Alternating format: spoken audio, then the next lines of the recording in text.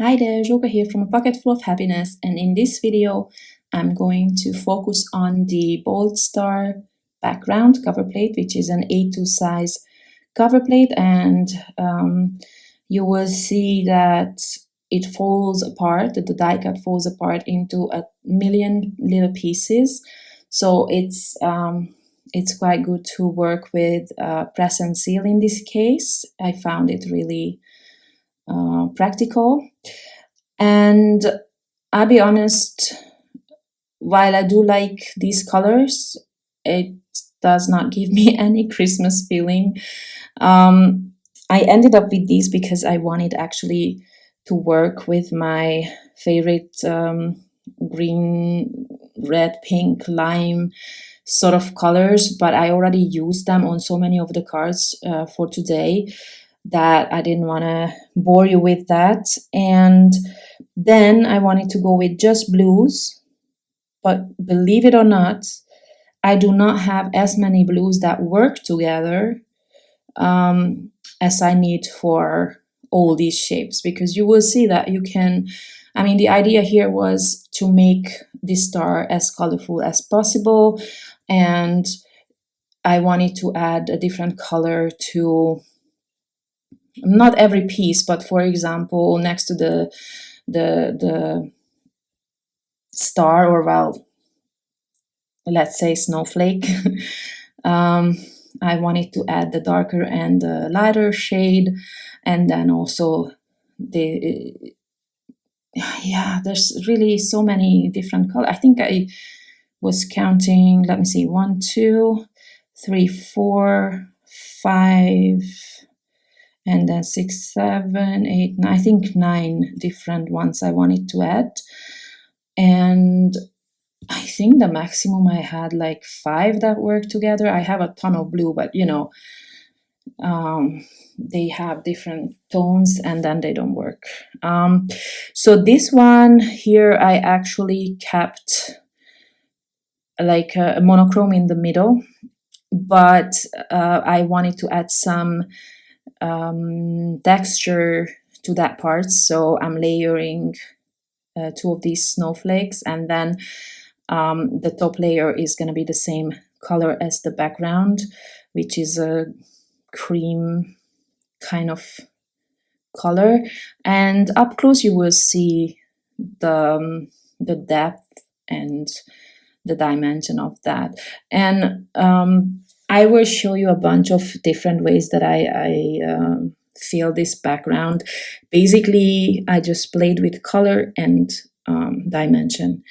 And while from this angle it might not be super obvious or visible, when you can check the cards up close, you will see the difference, I think.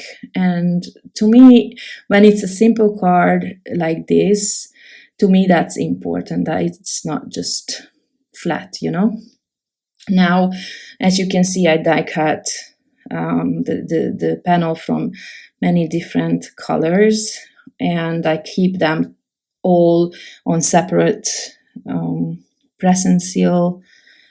I don't know, I call it foil just because of the what we call fresh foil here. That's kind of similar, shrink wrap or something like that. Anyway, now I'm making one card that I did not even plan to make, but as you can see, I had so many die cuts left. I did not want to throw away so much, so I thought maybe I can create something more reddish, but then I realized that I don't have all the pieces for the red that I wanted, and I definitely did not want to die cut again, because then it beats the whole purpose of me using what I already have. So I'm just trying to put together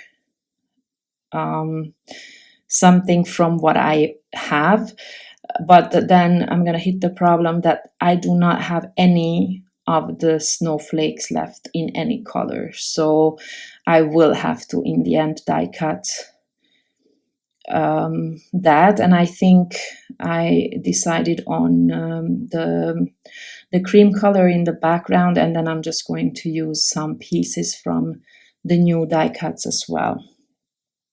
So as you can see, those shapes are not symmetrical, so you can only use them in the same position as they are die cut. So I was struggling with that. I had to add a different color that I was not, like an additional color that I was not planning. So yeah, this is where I realized that I don't have that shape, and now I'm just going to put this one on a press and seal as well to hold it all together, and then this way I can easily store it for when I want to use it next time. So I'm just removing the snowflake again, and this is what my card is gonna look like. And I decided to cut it again so that my star can be, or the snowflake part can be more dimensional again. So I will then start and glue down everything one by one, because you can see that I just cannot manage to line up everything in a way that I would only need like a double-sided adhesive, or I could just glue everything in one go. So I am doing this one by one. It does take time, but not too bad. And I'm always just watching something, some of my favorite shows or a movie or whatever while I'm doing this, so it's all good. Then once I have everything glued down and in place, that's when I will add the snowflake in the middle. And if I did my job right, then everything will line up. This is why I like to use that base on my on my card panel, so that I have help in where to place everything. So I use the Holly Jolly Christmas die set to create my joy sentiment for the middle. Since my backgrounds are already like colorful and I don't want to cover them up, I'm just really going for simple sentiments on these ones, like sentiment strips, and I thought this joy would fit because it's still small. So yeah, they are simple, right? But when you spend so much time on the background, or you want it to be visible. I know I kind of feel bad when I cannot really show you a different idea with a background like this, only like a sentiment on it, but I really just feel like I don't want to cover them up. Now here I'm using, to create my sentiment, I'm using two different sentiment sets. One is the Merry Little Christmas, and the Christmas part is from the Holly Jolly Christmas. And then I am trying to figure out how I want to align it, and I think the centering it around the middle is the best, or at least to me that's what looked the best. This background here is actually completely flat, which is normally something I don't like to do. I like to play with the layers of cardstock so that there is a bit of interest, but it is definitely easier to glue a sentiment like this on top of a flat surface. I do think I made another card where my background was not completely flat. I did not include the making of that card in this video, but I'm gonna show you the card itself up close.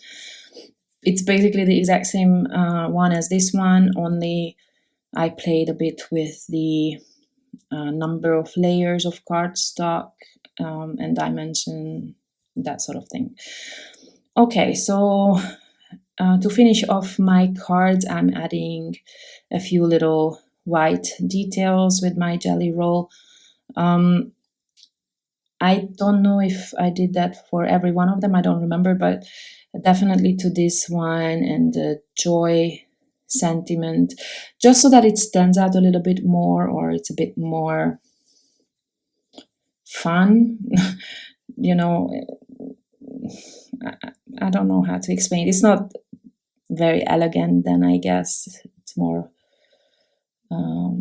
just kind of fun. But I felt like I needed a little something, and I realized that I could have added some white paint splatters, but again, I never think to use my paints, and I also don't know where they are at the moment. Okay, so first one here, I did not attach the end of that snowflake, as you can see, so that it's a bit more dimensional. This one is glued down, so it's flat. And then this is the flat card that I just made, and the one that is the same kind of card but not quite so flat, you will see that the snowflake is dimensional and one part of it is kind of recessed, and there the C and the T were hard to glue down. And here I used even 3 or 4 layers of that snowflake and didn't glue down the ends. And you can see that I raised the outer pieces as well. So again, a different look. So I hope I could give you some ideas other than the color. And I hope I can see some of your projects with this dye. So maybe I get some ideas for color combinations for next time. Thank you very much for watching, and I hope to see you next time. Bye-bye.